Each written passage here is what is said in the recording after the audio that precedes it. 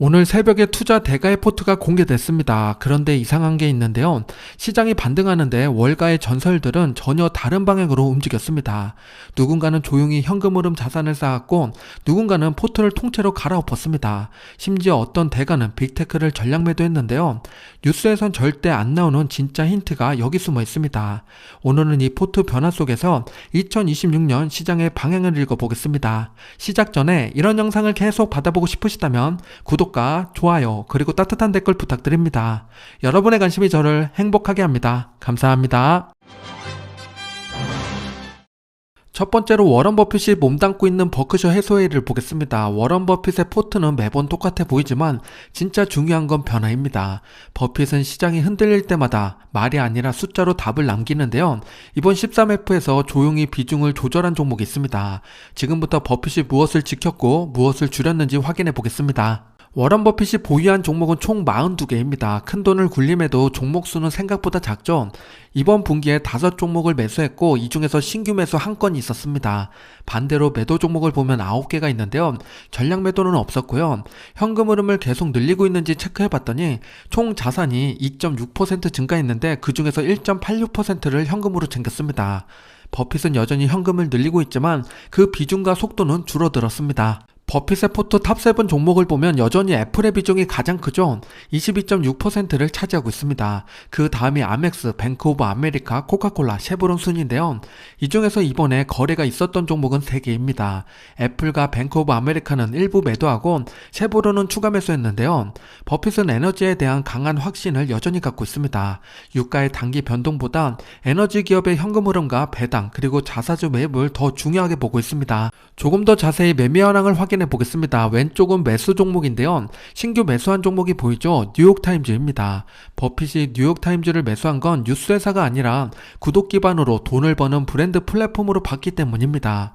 경기와 상관없이 현금 흐름이 발생되는 구조에 베팅한 거죠. 동일한 맥락으로 도미노 피자와 처브를 매수했습니다. 오른쪽에 매도 종목을 보면 아마존을 77%나 비중을 줄였는데요. 버핏이 아마존을 줄인 건 아마존이 나빠서가 아닙니다. 성장 기대가 가격에 반영됐다고 본 거죠. 버핏은 확신이 없는 종목을 과감히 줄이고 더 안정적인 현금 흐름에 집중하고 있습니다. 새롭게 매수한 뉴욕타임즈의 주가 차트를 보면 최근 들어서 격하게 상승을 보였는데요. 버핏이 매수한 시점을 보면 상승으로 방향이 바뀌는 변곡점에서 매수했습니다. 매수 단가는 61.1달러로 방향이 바뀌는 것을 보고 들어간 거죠. 현재 74달러로 21% 정도 올랐습니다. 추가 상승 여력이 있는지 실적을 체크해 보겠습니다. 매출과 EPS를 보면 이번 4분기에 둘 다 좋게 나왔죠. 멋진 우상향을 보여줬습니다. 구독 매출이 확대되면서 안정을 찾아가고 있는데 그런데 1분기 전망은 그리 좋지 못하죠. 그 이유는 일시적인 경기 둔화와 계절적 실적 패턴 때문입니다. 1분기에 뉴욕타임즈가 주기적으로 안 좋은 모습을 보이고 있는데요. 광고 매출 비중이 일정 부분 존재하기 때문에 광고 시장이 약해지면 단기 실적 압박을 받게 됩니다. 또한 1분기는 전통적으로 광고 수요가 약한 시즌이죠. 단기적으로 버핏이 매수한 금액까지 내려갈 수 있을지 지켜보겠습니다. 매도 비중이 높았던 아마존의 주가 차트를 보면 주가가 크게 올라서 매도한 건 아니죠. 시점을 보면 횡보하는 동안에 매도를 했는데요. 이번 움직임은 주가 때문이 아니라 포트 조정을 위해서 매도한 것으로 보입니다.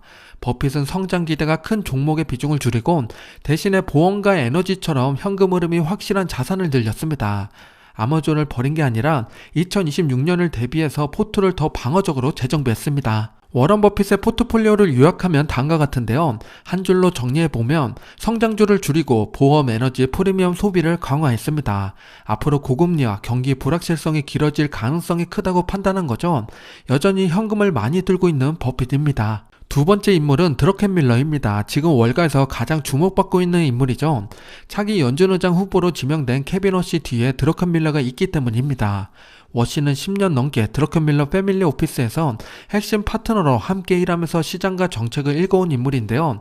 그렇다 보니까 이번 드러켄 밀러의 포트를 궁금해하는 월가 전문가들이 많았습니다. 지금부터 하나씩 파헤쳐 볼게요. 드러켄 밀러가 보유한 종목은 총 98개입니다. 이번 분기에 41개를 매수했고 그 중에 28개가 신규 매수 종목이었고요. 매도 종목은 47개이고 그 중에 전량 매도가 31개입니다. 포트 변화가 드라마틱하죠. 비중 변화를 봤더니 4.1%의 자금을 추가 매수했습니다. 버핏과 반대의 움직임을 보이고 있죠. 그가 어떤 종목을 보유하고 있는지 보겠습니다. 드러켄밀러의 탑7 종목을 보면 다음과 같습니다. 시장 흐름이 바뀌면 포트를 통째로 갈아엎는 스타일이죠. 월가에서 가장 빠른 투자자에 속하고 있습니다. 이번 13F에서도 그 성향이 그대로 드러났죠.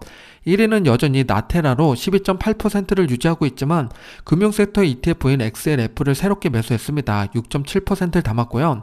동일 가중 S&P 500인 RSP도 5% 비중으로 신규 편입했습니다. 반면에 기존 핵심이었던 인스메드와 테바는 가감히 줄였고 아마존은 오히려 3.8%로 비중을 늘렸습니다. 버핏은 아마존을 매도했는데 드러켄밀러는 추가 매수했고요. 정반대의 행동을 보여주고 있습니다. 이건 단순한 종목 교체가 아니라 2026년 시장이 바뀐다는 거시 베팅입니다. 조금 더 자세히 매매 현황을 확인해 보겠습니다. 왼쪽에 매수 종목을 보면 신규로 매수한 회사가 꽤 많죠. 탑7에 속하는 XLF와 RSP 말고도 EWZ라는 ETF는 콜옵션까지 함께 매수했습니다. 이건 강한 확신이 있다는 증거죠. EWZ가 뭐냐면 브라질 지수 ETF입니다. 그리고 밑을 보면 구글도 기존 비중에서 3배 이상 늘렸는데요. 반대로 오른쪽 매도 종목을 보면 반도체와 소프트웨어 기업을 많이 정리했습니다. 방향을 확실히 바꾼 모습입니다. 신규 매수로 탑2에 오른 XLF ETF의 주가 차트를 보면 금융주가 생각보다 재미없게 움직이고 있죠. 매수 시점을 보면 굴곡이 생기는 구간이었는데요. 역시나 반등이 나오고 매수한 걸로 보입니다. 예상 매수 단가는 53.4달러인데요. 현재 주가가 52.2달러니까 더 내려와 있는 상황입니다. XLF ETF의 정보를 보면 다음과 같습니다. 오른쪽에 투자 기업이 나와 있는데요. 버크셔 해서웨이, JP모건, 비자, 골드만삭스, 아멕스 등 다양한 금융기업이 들어가 있는데요. 금융주를 담았다는 것은 금리가 쉽게 내려가지 않을 것이라고 판단한 거죠. 여기에 정책 변화로 규제가 완화되면 금융주는 가장 먼저 반등할 겁니다. 그래서 개별 종목이 아니라 XLF로 통째로 베팅한 것으로 판단됩니다. 보유 종목 사이에 오른 RSP ETF에 대해서 간단히 소개드리겠습니다.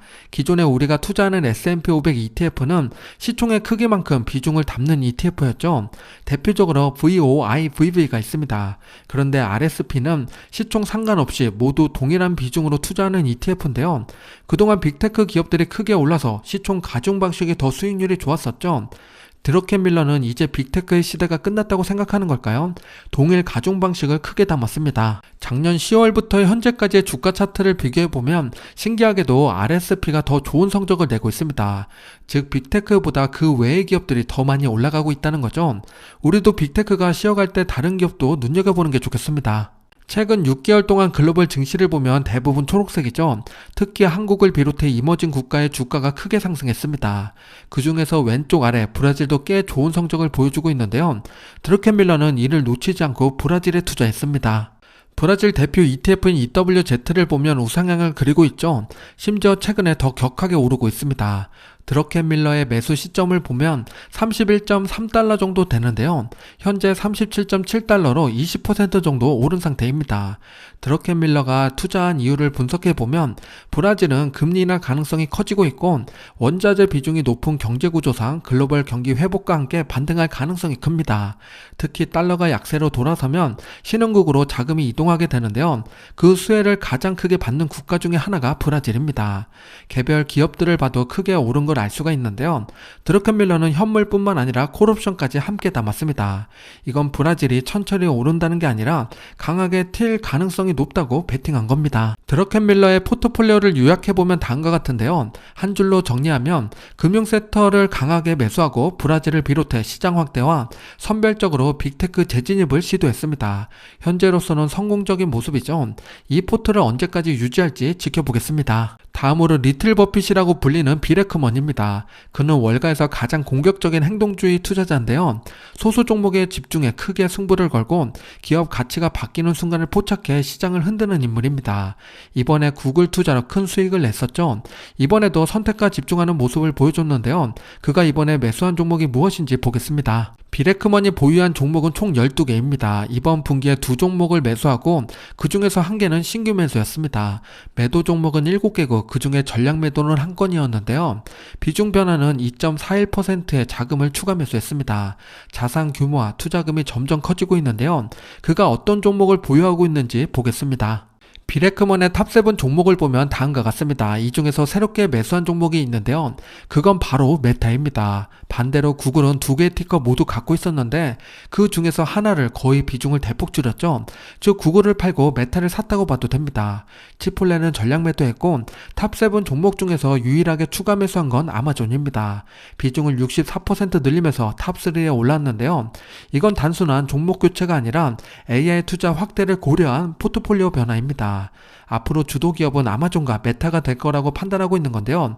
왜 메타를 신규 매수했을까요? 현재 메타의 대부분의 수익은 광고에서 나오고 있습니다. 최근 들어 메타의 스마트 환경이 인기를 끌고 있는데요. 아쉽게도 매출은 전체의 2%밖에 되지 않습니다. 반대로 이야기하면 앞으로 확장될 가능성이 높다는 거죠. 기대해볼 만한 포인트입니다.